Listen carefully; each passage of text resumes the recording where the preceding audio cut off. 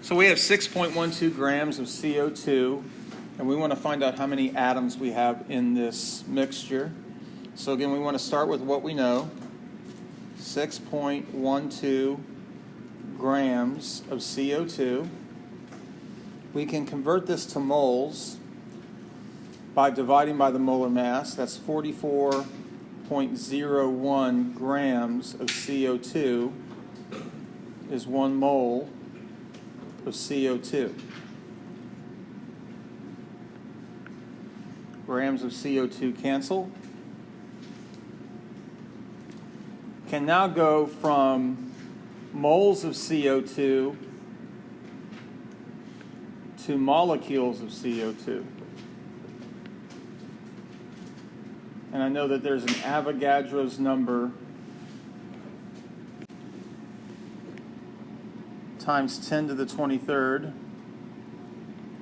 Molecules, I'm going to abbreviate that MLC. Moles of CO2 now cancel. And then my last conversion factor is that 1 molecule of CO2 contains 3 atoms.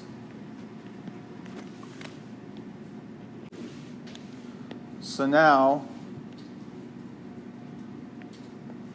molecules of CO2 cancel.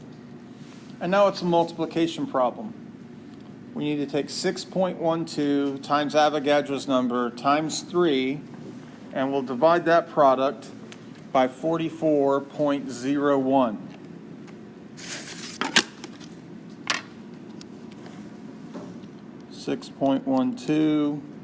Times, now on your calculator it's 6.022 second comma 23 in parentheses times 3 divided by 44.01, and I come up with 2.51 times 10 to the 23rd atoms.